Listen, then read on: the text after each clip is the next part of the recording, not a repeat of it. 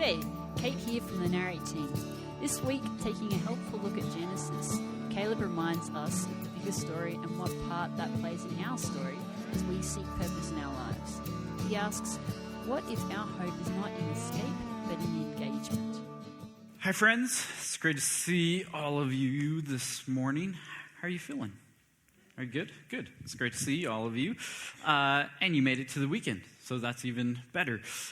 So on Easter weekend, we kicked off a series called Seriously, and that first weekend we talked about the resurrection of a rabbi called Jesus and about how the tomb is empty and all of the hope that that brings to me and to you. And then the second weekend we talked about heaven. And then last weekend, Adam talked about the hot topic of hell, which if you missed that weekend, really encourage you to just go and check out that podcast. Adam did a brilliant job talking about what is such a heavy and can be controversial topic. So this weekend, what I want to do together with you is just to ask a couple of questions, kind of dig around a little bit in the text and make a couple observations and really just go on this journey together, and hopefully you might leave being encouraged and also challenged. So I was walking to work, and whenever I walk anywhere, I'm always in like la-la land. You know what I mean? Like I'm always daydreaming whenever I'm walking. And so that means I'm never paying attention to the path in front of me. And I get distracted really easily too. And so like a bird will fly by and I'm like, bird? Like I'm looking at the passing cars. I'm looking in people's windows. Nothing too creepy, I promise. But I mean, right, you can't resist when you're walking. Like you're just like, huh. That's interesting, right? It's fun to look in to see what people have. So I'm walking to work, and I'm just going about my way. I don't know what I'm thinking about, but I'm in some other universe. And about halfway there, and my left foot hits the ground, and I pause, because I could tell that something wasn't right. I could tell that I had landed on something, and so I freeze. And I looked down, and sure enough, I had landed on something.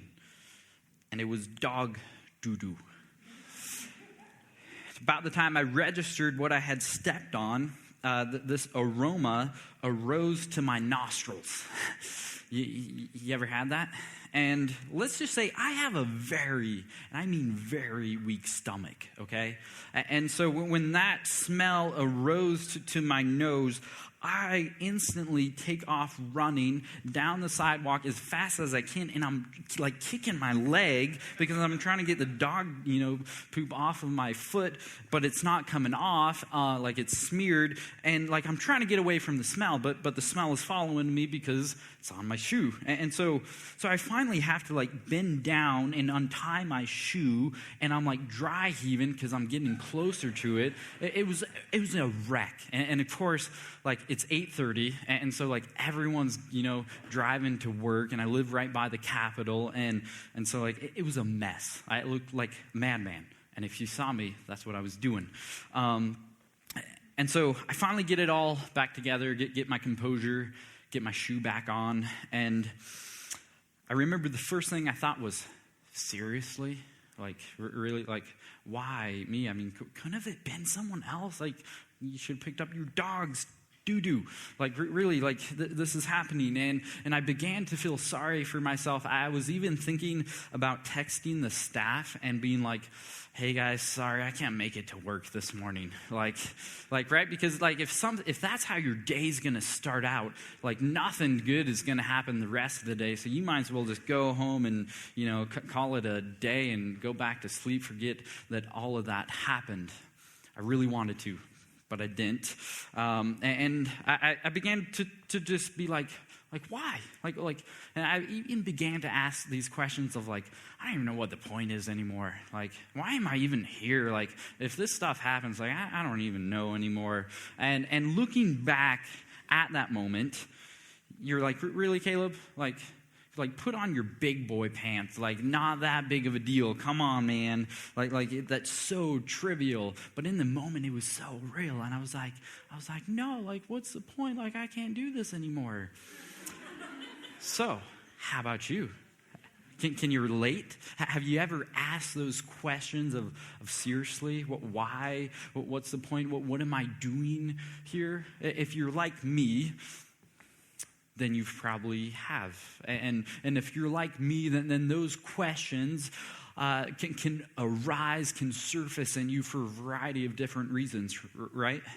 Maybe for you, you're a student, and your teacher just bombards you with homework, and you go home that night and you look at the stack of books or the problems that you have to do, and you're like, seriously, like, curse you, teacher. Which you shouldn't curse teachers because they're good, but you're like, really, like, what's the point? Like, I don't want to do this homework. Like why?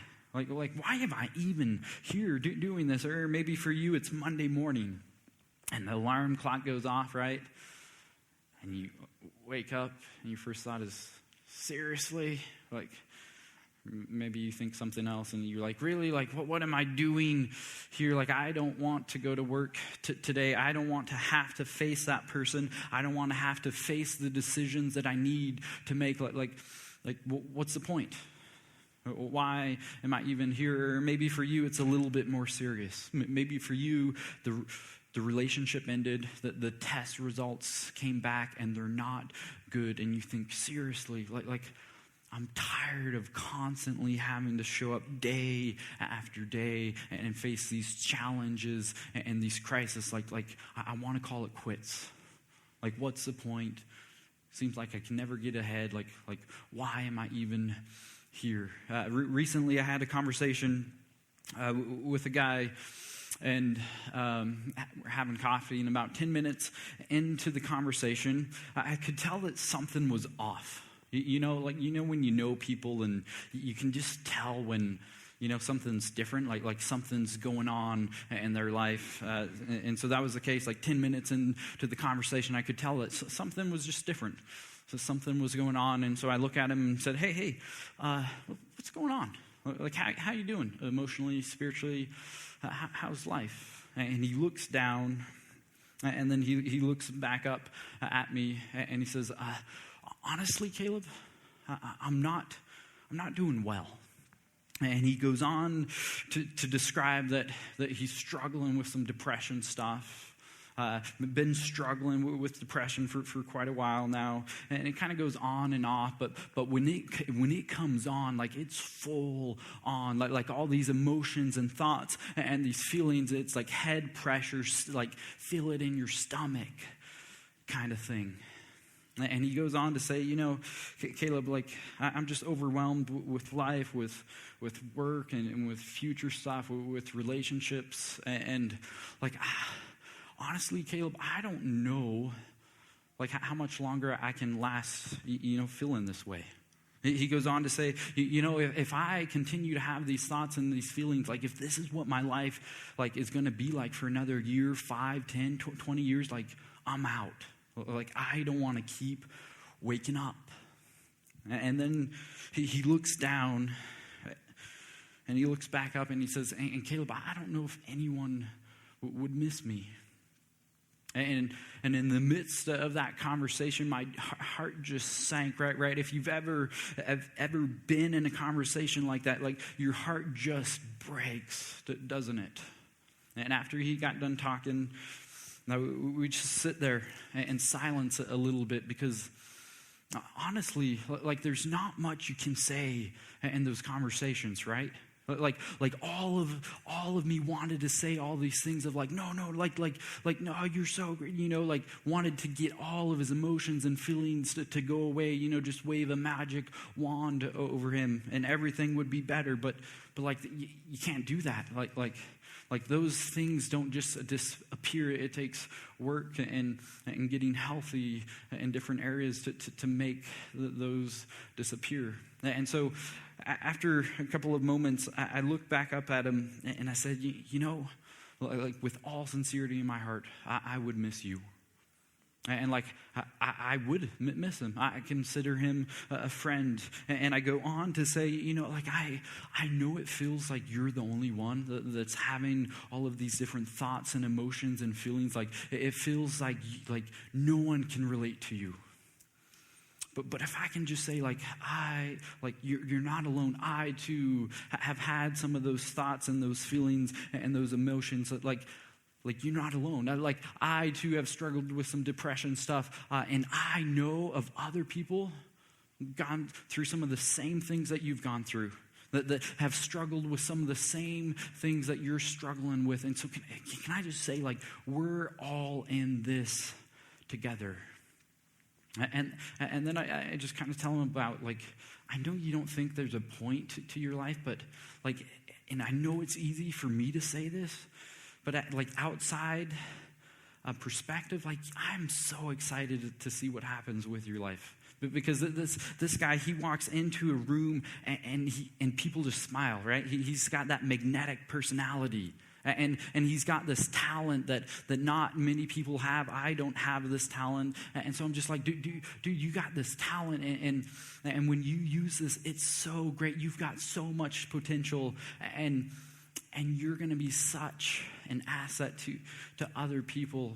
And you're so valuable. And in the midst of that conversation, I was reminded of just how helpful and how important it is for me and for you to be reminded of the bigger story, right? So that way we don't lose vision and we don't lose hope.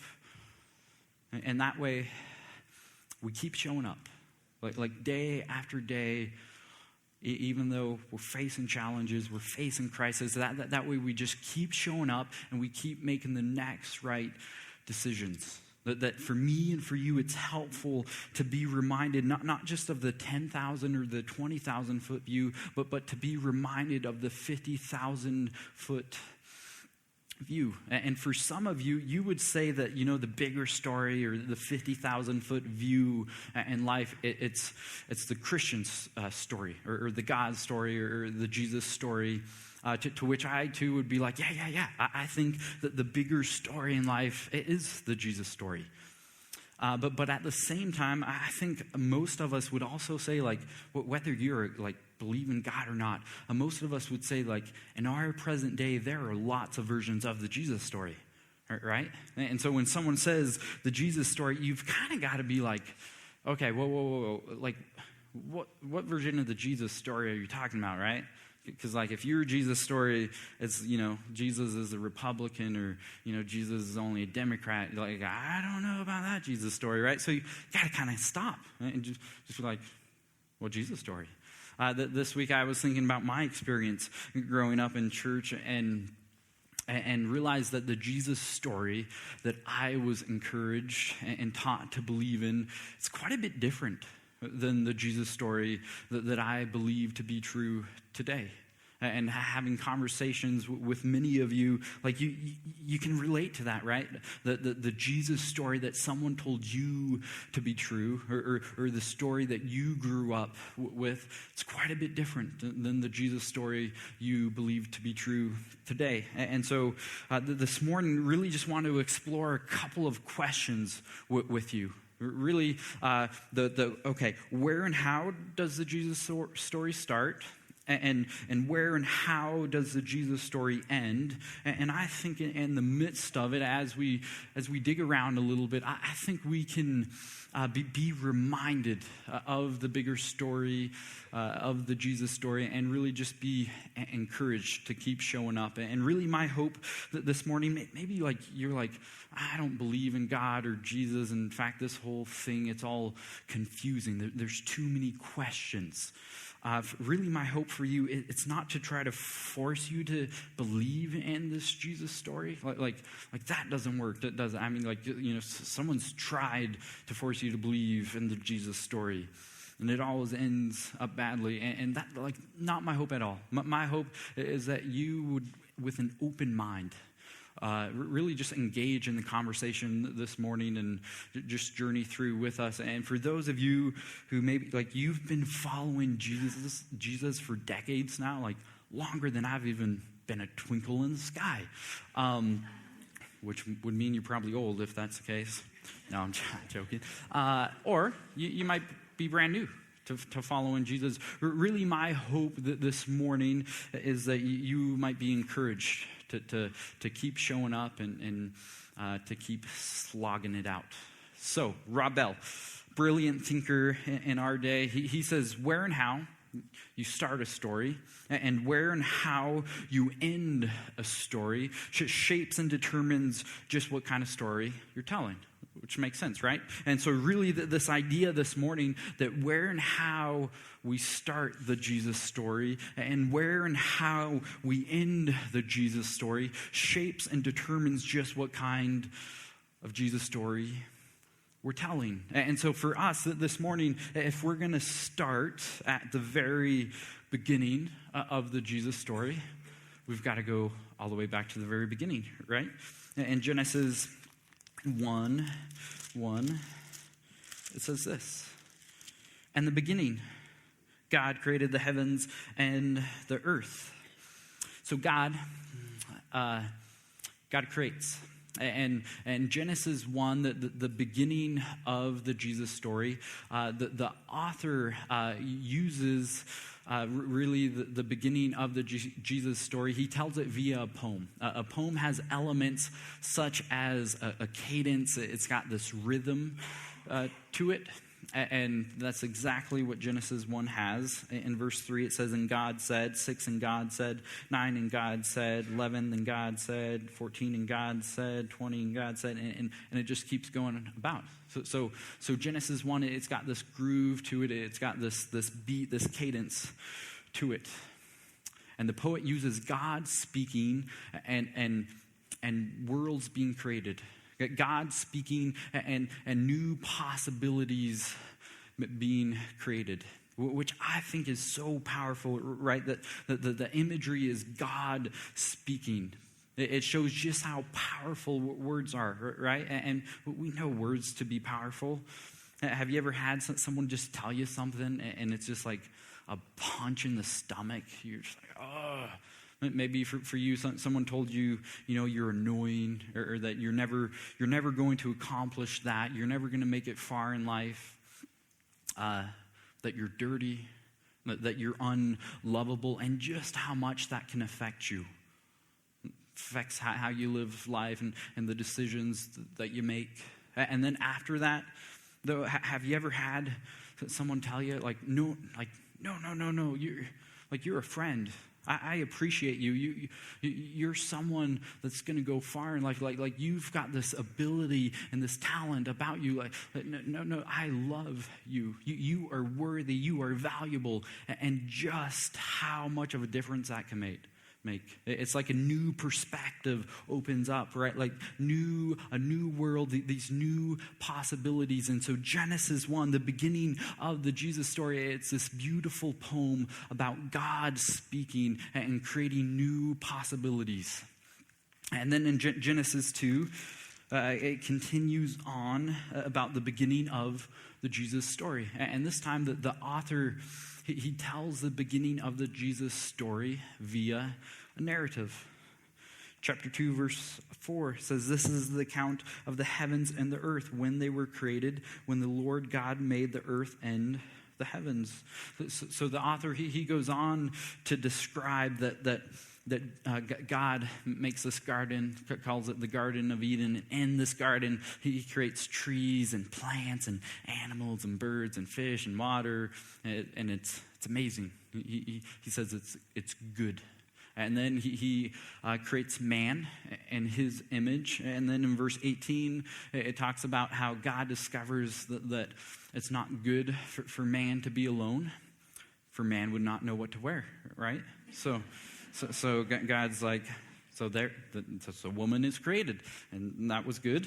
And then the end of chapter 2, it ends like this. Verse 25, it says, Adam and his wife were both naked, and they felt no shame. So chapter 2, it ends with this peace about it. It ends with this like completeness, this rhythm, because Here you have people naked and there's no shame. So it's like there's just this peace, this completeness, this rhythm where everything is going like it should be going. And so here you have the beginning of the Jesus story. You've got two versions, right? You've got a narrative and you've got a poem. You have some similarities, some differences. And so a couple observations that I think we could make with Genesis 1 and 2 that could be helpful. Genesis 1:11, it says, "Then God said, let the land produce," hold on to that word produce, "vegetation, seed-bearing plants and trees on the land that bear fruit with seed in it, according to their various kinds. And it was so." So this word produce in Hebrew is called dashah. Can you say dashah? Dashah. Dashah. It's kind of a fun word to say. Which can also be translated into to grow or to sprout. So God, he creates creation to produce, to dashah, to grow, to sprout, which kind of makes sense, right? You could imagine it like this. It's not really that God just makes a tree. It's not really that God makes all of the trees, but it kind of is. But how about this? It's like God, he makes a tree with the ability to dashah, with the ability to produce and to grow and to sprout. So you could say it like this. You could say that God makes all of the trees, or you could say that God makes a tree that can make a tree, that can make another tree, that can make more trees. We know that creation is constantly growing and sprouting, right? Like if we were to go on Mount Helena and we were to stand there for 3 days, and each day we were to take a picture, and then we were to look at those 3 pictures, each one would look different, right? Because creation is constantly moving and growing. It's got this constant energy about it. Or let's say we were to leave the Grand Street, for 20 years, not to touch a thing. And then we would come back and we would say things like, whoa, this place is overgrowing, right? Like it would just keep moving and growing and sprouting, and trees would cave in the walls. So really, this idea that God, he made creation not to be static, but he made creation to produce, to dashah, to grow, to change, to sprout. But really, God, he didn't make creation just to stay the same. He made creation, and then he said, okay, we're going to take creation somewhere. So creation, it's not static, but in Genesis 1 and 2, it was made to be dynamic. And then you look at humanity. That God, when he makes people, he doesn't make people just to be static. He doesn't make people with this idea of, hey, you can just lay around naked all day and sunbathe and do nothing. But he had something else in mind. And we read about it in Genesis 2:15. It says, the Lord God took the man and put him in the Garden of Eden to work it and take care of it. Genesis 1:26. Then God said, let us make mankind in our image and our likeness, so that they may rule over the fish in the sea and the birds in the sky, over the livestock and all the wild animals, and over all the creatures that move along the ground. Verse 28, God blessed them and said to them, be fruitful and increase in number. Dashah, go produce. Fill the earth and subdue it. Rule over the fish in the sea and the birds in the sky, and over every living creature that moves on the ground. So God, he creates people, and he says, okay, now go work. Go subdue and go rule. Oftentimes, I think in our culture, we think of these words, subdue and rule, it's kind of like dominating, right, and bossing around. But the true idea behind these words, subdue and rule, is really to create value, but really to invest our ability and talents that we have in to creation. So God, he creates creation, and it's good, it's beautiful, and then he puts people in the midst of it, and he says, okay, now go work, like go do something, go and create and invest into creation. Let's co-create together. Let's not just sit around, but let's go do something, and let's have fun doing it. Let's make something, which is cool, right? To think that God didn't just say, okay, just lay around.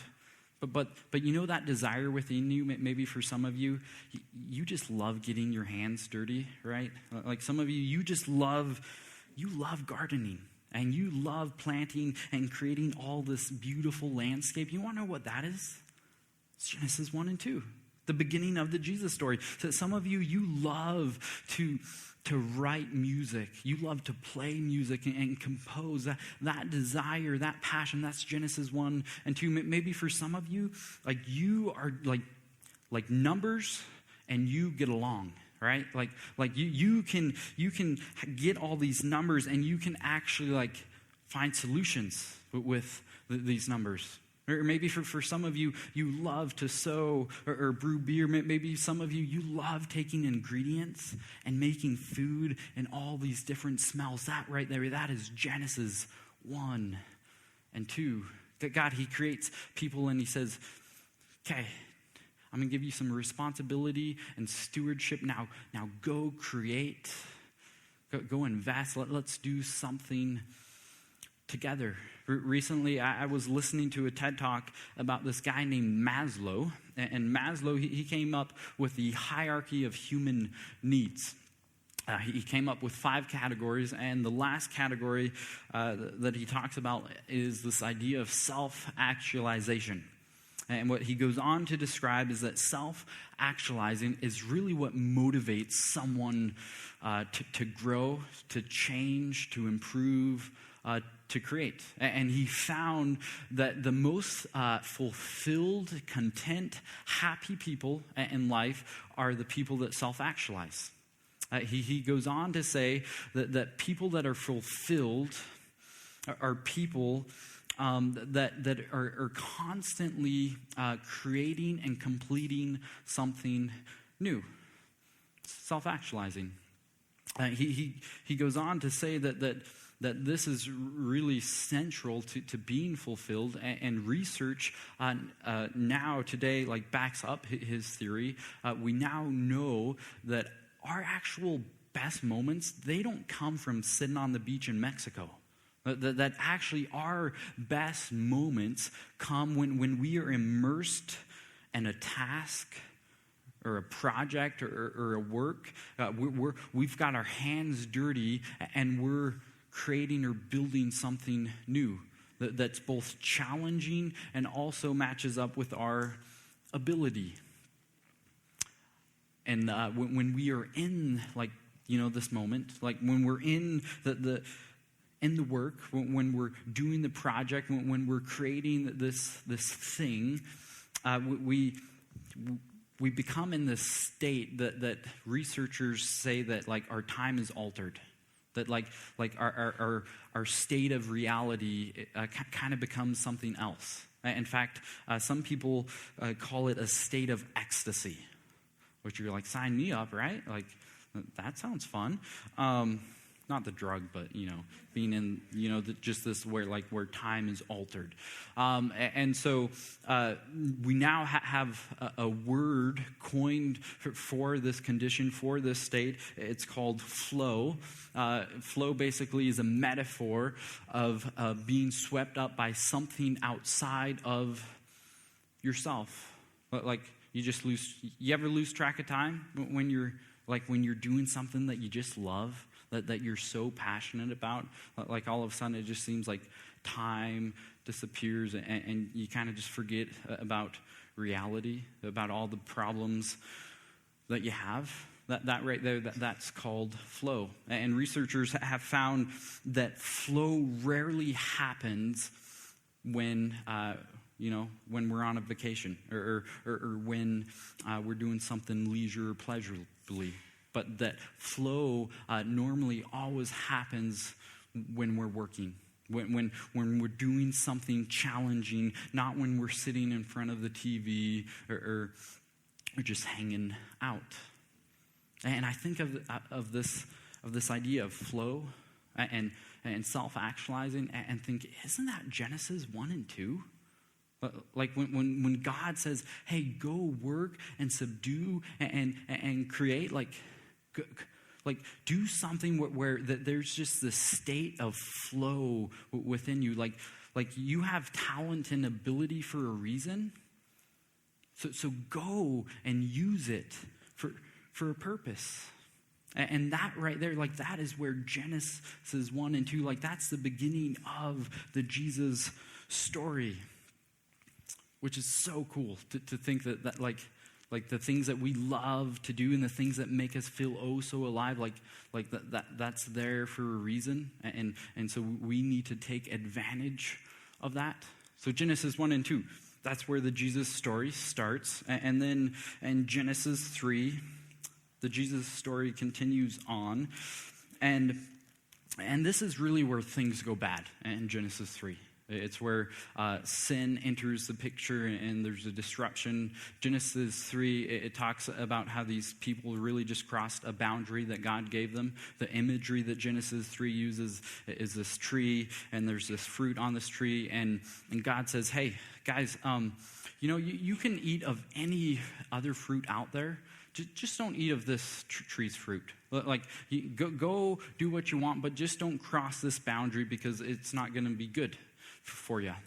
But the people, they eventually eat of this fruit's tree, or this tree's fruit, and they cross the boundary. Really a picture of them not being okay with the hierarchy that God set in place. With them saying, okay, I'm not okay with you, God, being God. Like I want to be my own God. Like I don't want to follow the hierarchy that you set in place. And so this is where sin enters creation, and there's a disruption of the peace, of the shalom, of the rhythm that God created in Genesis 1 and 2. And for some of you, this Genesis 3 is really where the Jesus story that you grew up with started. For me, if you're similar to the experience that I grew up, like Genesis 3, like was the Jesus story, where the domination of the Jesus story started, where it's all about brokenness and sin and disruption, and that there's nothing good here because it's all sin and it's all bad. And really the only hope that you have and I have is to get saved so that way you can die and go to heaven. But like there's no purpose for you here, so just get saved so that way when you die you can escape to some other spiritual reality. Which, like, if we can just be honest, isn't that so depressing? Like that right there, that version of the Jesus story does not make me want to wake up in the morning. Right?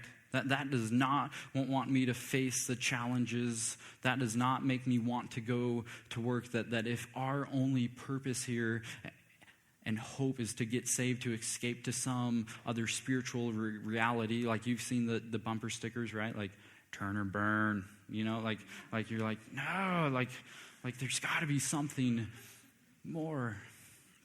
And thankfully, for me and for you, that there is something more. Because Genesis 3, it's not where the Jesus story starts. And Genesis 3 is not where the Jesus story ends. In fact, in Revelation 21 and 22, that's where the Jesus story ends. You read about in Revelation 21, verse 4, it says that he will wipe every tear from their eyes. There'll be no more death or mourning or crying or pain, for the old order of things has passed away. So the end of the Jesus story, there's the shalom, this peace, this rhythm. Once again, death and sin and pain and anxiety and depression, it goes away. Shalom, the imagery that Revelation 21 and 22 uses is heaven crashing in to earth, which I think is so great because now all of a sudden it's not like, we need to escape to some other spiritual reality, but heaven and earth. It's one. There's no evacuation theology. We're here for a reason. Revelation 21 and 22 ends in this beautiful city that God is king over. And Genesis 1 and 2 starts with this garden. But cities, beautiful cities don't just happen, do they? Like they take work and they take growing and progress and inventing and creating. Really this imagery of God starting with a garden, but he intends it to go somewhere to this beautiful city. And we are a part of that. Like we get to be a part of that with him. So, where and how you start the Jesus story and where and how you end the Jesus story shapes and determines just what kind of Jesus story we're telling, right? This idea that, okay, if we start in Genesis 1 and 2, we begin with peace and with shalom. If we start in Genesis 3, it's all about brokenness and disruption and sin. If we start in Genesis 1 and 2, it's about telling people what they are, that you are a son and a daughter of God, that God created you in his image and he's got something for you. If you start in Genesis 3, it's about telling you what you're not, that you're broken and that the only hope you have is to get out of here and escape to some other spiritual reality. I love what Ephesians 2:10 says. It says, for we are God's handiwork, created in Christ Jesus to do good works which God prepared in advance for us to do. That you are God's handiwork, that you were created in the image of God, that you are God's Garden of Eden, which is so cool to think about. And that the ability and the talent that you have is there for a purpose. It's to go and do something. It's to do good works. It's to create an event. I was thinking about this right here. Like this morning, what's going on here. Like, isn't this beautiful? Like all of us gathered together in this beautiful theater. And just thinking of like this right here. This is Genesis 1 and 2. And realizing that like, whoa, this is beautiful, but this doesn't just happen, does it? Like you make this possible. Thinking of everything from the setup team, the people that like they want nothing to do like with being on stage or being up front or being known, but man, they just love coming and sweeping floors and scrubbing toilets, all the way to the musicians. Like these guys, they've got talent. And they're using it. And they're making this beautiful music all the way to the production team that have this ability to run technology. To the host team that like they've got great smiles and are welcoming. To the adults downstairs right now that are investing in kids' lives. Like, isn't this beautiful? Like, this is Genesis 1 and 2. And we're doing this together. Ales for Trails, like Genesis 1, 2, a group of people coming together with all different abilities and talents and saying, hey, we're going to create something for the common good and it's going to be great. God inviting all of us to invent and create, to use our abilities. So what if my hope and your hope, what if it's not an escaping, but what if it's an engagement? What if our hope isn't escaping to some other spiritual reality? But what if he invites me and you into the mud and into the muck and the mess and the chaos of life? And he says, okay, let's co-create, let's do something together. We're going to get a little messy. It's not going to always be easy, but let's go and redeem creation through the death and the resurrection of Jesus Christ. Let's go and make this city happen. That's what God invites you and me into, and that's what he desires of us. So what if it's not about escaping, but what if it's an engagement? And what does that look like for you? I don't know where this lands for you this morning. For some of you, though, you've got this talent and this ability about you. But you've just been trying to get by in life, like trying to take the easiest road. Can I just challenge you that we need you, like culture, people, we need you. We could be affected and influenced in a good way if you use your talent and your ability. And that, maybe tomorrow morning, when you wake up, instead of thinking, gosh, work, you thought to yourself, okay, I'm going to put my best foot forward, and I'm going to give it all I've got. I'm going to get my hands a little bit dirty, because this is what I was created to do. That heart hurting within you about kids going hungry, that longing for justice, that right there, that's Genesis 1 and 2. So go do something about it. What if life wasn't about just getting by, but what if the point of our life was to create, was to invest something beautiful with God? I'd like to pray and just close this morning. God, thank you for who you are. That even in the midst of messing up and doing some unhealthy things, that you don't leave us. That you're constantly inviting us to co-create with you. That's your desire. That you've given us these talents and these abilities for a reason. So help us to not just try to get by in life, but help us to use those talents and those abilities. Help us to go the extra mile. Give us wisdom on where we need to invest our time and our talents. And may we as individuals and a community, may we engage and co-create with you. In Jesus' name, amen. If you would like to engage further with Narrate Church, you can find contact information online, www.narratechurch.org.